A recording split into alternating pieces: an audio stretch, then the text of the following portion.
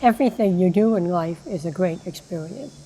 This is God's country out here now. You have beautiful trees, one of the most beautiful parks in Broward County for our residents to enjoy. This place really brings you back and grounds people as far as what living used to be and can be in the future. Nature-wise, where else in urban Broward County can you find over 160 acres of practically untouched hardwood upland hammock?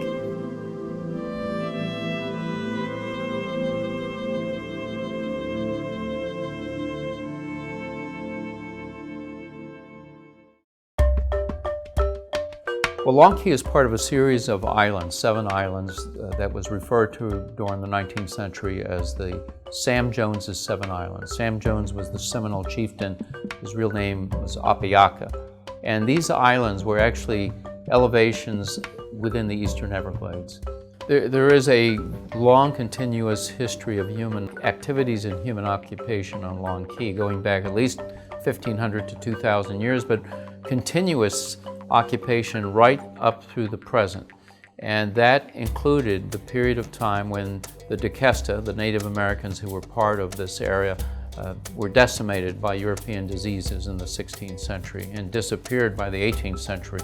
And the people who replaced them were the Seminoles and Miccosukes. When those people arrived from northern Florida, they occupied the same high ground islands. They built their villages here, they buried their dead here, just as their predecessors had done. Eventually, the Seminoles were also pushed off of Long Key in the 19th century and by the very early 20th century. And it was in that period of vacant land that white Europeans began to appear, farming it, creating eventually by the mid-20th century citrus groves, and doing the kinds of things that were part of the development of early Davie and the whole Broward County area.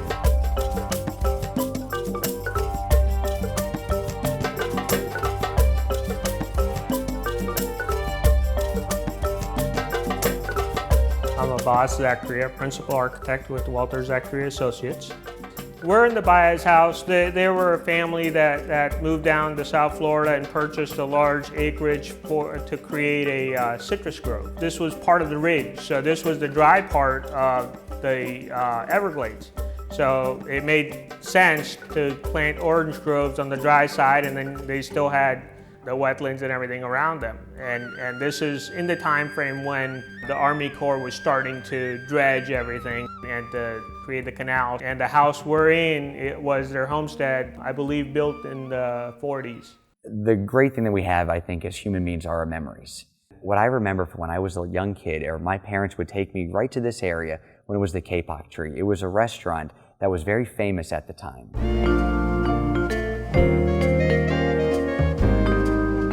Well, I think the Kapok Tree was beautiful. The Kapok Tree brought a lot of people out here.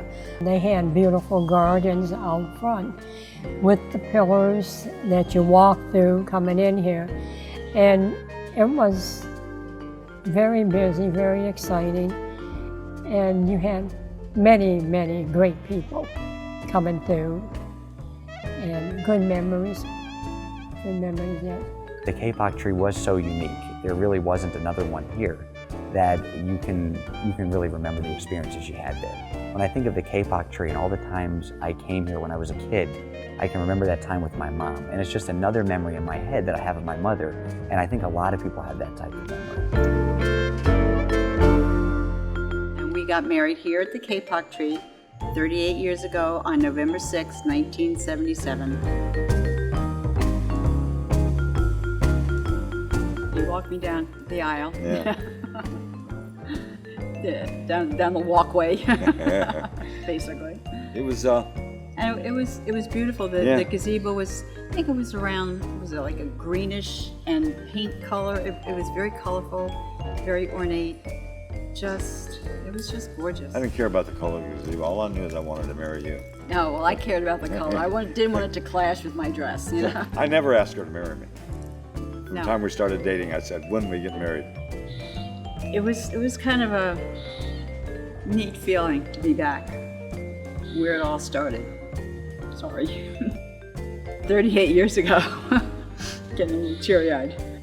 It was, it's awesome. It really is. That we're able to come back here and show our girls where it all started. That's where our life together began, right here at the Kapok tree. Every minute of it was well worth it. Yes, it was. Well, after the Kapok tree closed down, sometime later, Broward County purchased the land, and it's now called Long Key Park. It is an incredibly beautiful park, and it even dates back to that thousands of years, to where you had Indian tribes and others that settled here, just right next to the Kapok tree. And so this area has a whole lot of history. I think probably the most important part of Broward County getting this land and taking it over is that Broward County, when we purchased it to preserve it. The challenge at this site was to build what we wanted to build, but not leave an impact to the site.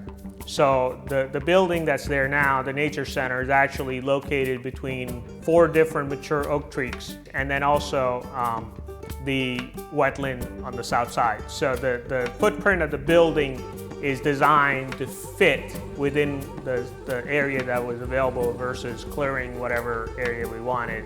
We want people visiting Long Key to appreciate a sense of place. And we want them to know that there is a history here that predates their own civilization, their own idea of what their own personal history might be. And we want people to know that these kinds of special magical places are being curated by the county in terms of preserving our heritage.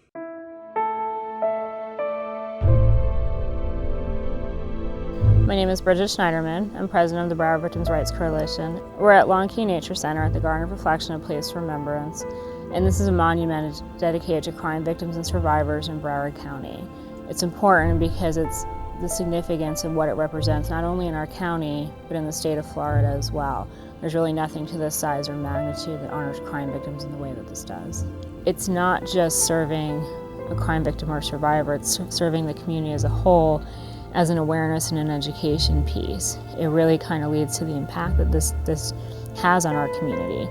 The Broward Victims' Rights Coalition is a small nonprofit, so when we started out, we wanted the same feeling, but I think we had it on a smaller scale.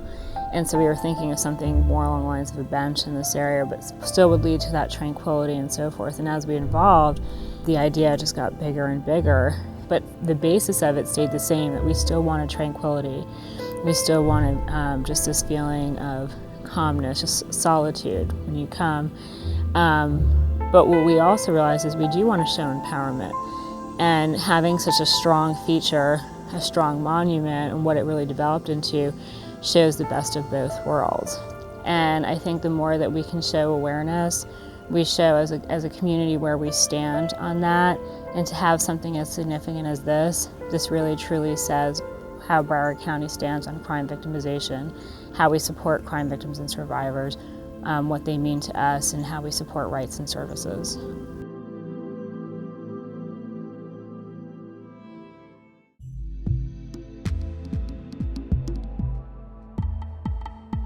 The Nature Center has wonderful night hikes every month that give you an opportunity to see what's going on in nature at night. And with the experienced staff here to tell you something, there isn't a time that I've come here that I haven't learned something new from walking around with one of the park naturalists. It's amazing. We actually have in the exhibit hall not only examples of the natural history and the animals and plants that were part of Long Key and still are part of Long Key, but we have the history, the prehistory as revealed by archaeology. We have excavated here over the last 20 years. We found hundreds of artifacts from the DeKesta and then subsequent Seminole occupation, which came during the historic period. We have an art in public places. It's called the Island Garden, and it's a lovely spiral that is sort of centered around spirals in nature and water. And it's really lovely. It's a nice place to sit and just enjoy the sounds of nature.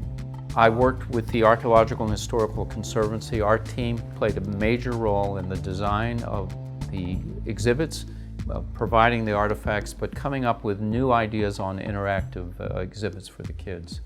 Some of the things we did, we created a dig pit that allows people to uncover bones and artifacts. Another thing that was innovative is that we created a series of replicated masks that dated back to 1000 AD, where people can look down into a panel and see the mask as it would look on them.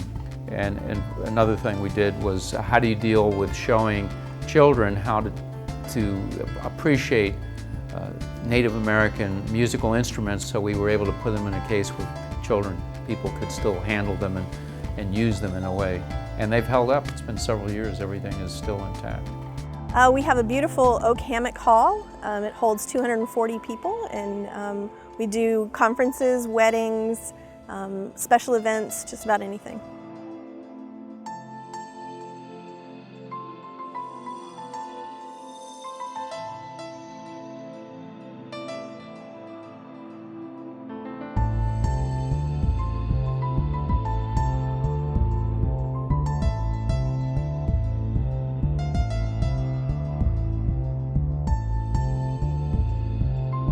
Long Key is a butterfly sanctuary.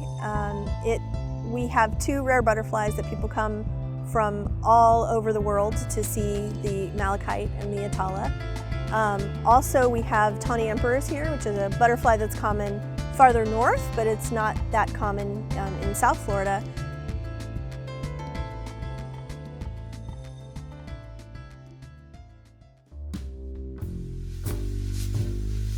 We would really like to develop the Baez house into sort of a living history exhibit, where we would decorate it to look as if someone was living there in the 1940s. We've already collected a few pieces of furniture. We still need a lot more stuff. We don't have anything in the bedrooms right now, so we're looking for bedroom sets that would have reflected that time period. How do we take this house and bring it to life where anyone coming here in the modern age could feel like they were living in that time frame? So as far as the construction of it, we had to be true to what it was as far as the building is concerned. I think the Friends of Long Key, it's really an amazing organization. And what a lot of folks don't know, they're not a county-run organization. They are a group of people that decided to get together to form an organization to help make this park better. It's a nonprofit group, and it's just because they care about Long Key. They care about the history of it. They care about what it is today, and they care about what its future holds. And I would encourage anybody that really cares about Long Key the way that I do and the way that the Friends of Long Key do, that they get involved with them, because they are some wonderful folks who care deeply. They're selfless people. They care about making this park great for the people now and for future generations.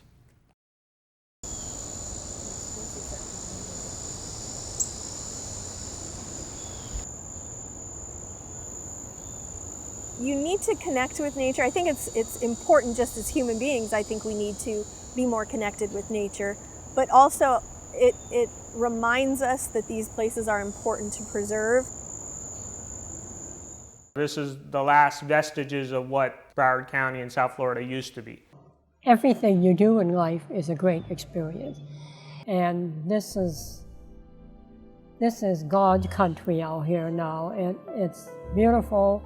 It should stay like this, and just pack a sandwich and walk around and enjoy what Mother Nature has put here. We need to know where we came from. We need to know that we are part of the continuity of the human experience through time. And we need to know that we have to learn to regard and respect not only our environment, but our history. Not only our history, but the heritage and history of other people, including Native Americans. It's when you have that sense of custodianship that you can be part of civilization in the highest sense, when you can feel that you're not just participating, but you're part of the solution for our future.